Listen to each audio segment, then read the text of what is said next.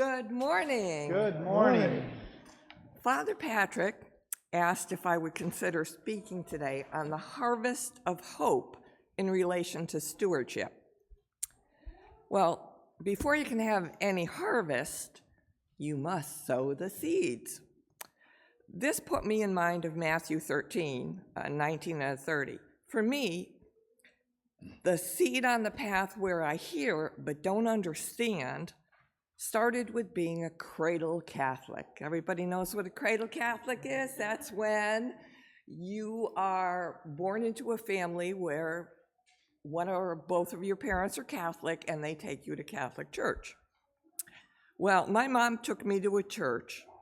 Now, at this point, I was very little, and it was very scary. It was dark. There were statues of a woman standing on a snake, a man on a cross who was all bloody and he had thorns in his head, and then there were other statues with people that had their hearts outside their body. The organ was playing loud music, and the priest was swinging a smoking ball, and he was speaking a language I didn't understand. Latin, of course. I went to this church because it was important to my mom. I tried other Catholic churches, even a Polish national. And again, foreign language, dziękuję. But there was no emphasis on a loving God, but just to keep giving to an already rich church where the leader lived in a gilded palace with gold and jewels. He had his own little country and his own set of guards. Next, I tried Congregational, Baptist, Methodist, and New Age. These were the seeds sown in rocky ground. At first, they brought me great joy, but they were short-lived as I developed no deep roots and no lasting connection. I was getting closer, but still no cigars. On to the Episcopal Church. I went to services in Southington, Cheshire, Meriden. I loved the message of a caring God centered in the Eucharist and grounded in the gospel. These seeds, though, were planted among the thorns. The message was there. To follow through, not so much. Concerns for worldly goods took precedence.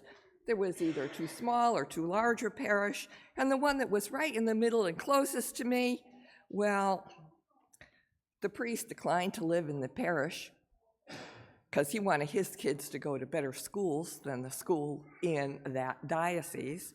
And he put no effort in outreach at all, recruiting families or establishing any formation for children.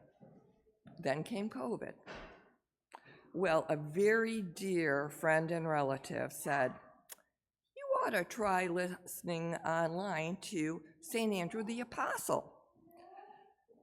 So I began to watch the online service, and I was very impressed by what I saw. Then I said, you know what, I got to try this in person. So as soon as the church was open, I came here. I was greeted like part of the church family, and I said, I found my peeps. This is it. Well,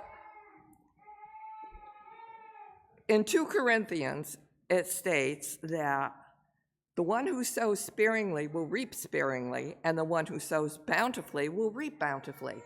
Well, here at St. Andrew's, let me tell you, we reap bountifully. They also say the harvest is plentiful, but the laborers are few. Well, let me tell you, we have a lot of laborers here. All you have to do is look at our many ministries. I mean, we have, when we had Habitat for Humanity, other churches I was in, they sent one person to an established build. St. Andrews, No, we sent a whole team to a new build. For the prayer shawl community, thanks to that group on back there and right here, we give to anyone that needs comfort. And other places as well, if you know somebody who's mortally ill, you can take one of these. Not us. Comfort, care, and hope. Also, our church schools, Kateri Medical Services, where they construct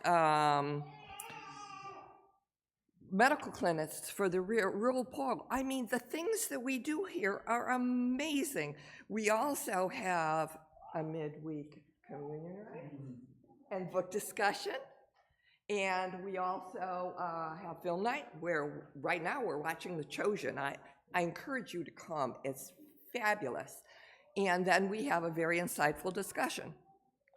I say insightful, but in my humble opinion,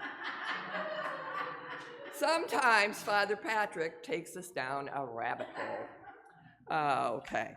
But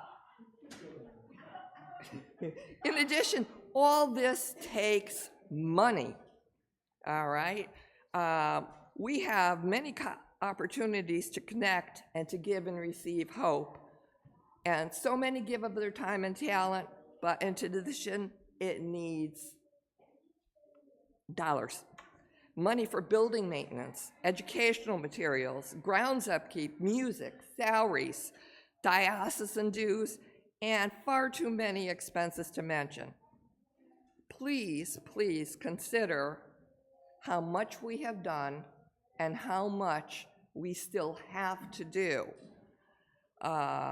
Remember, stewardship involves the 3 T's: time, talent. He said treasures, I say tithing. So please, give of your hearts. Thank you.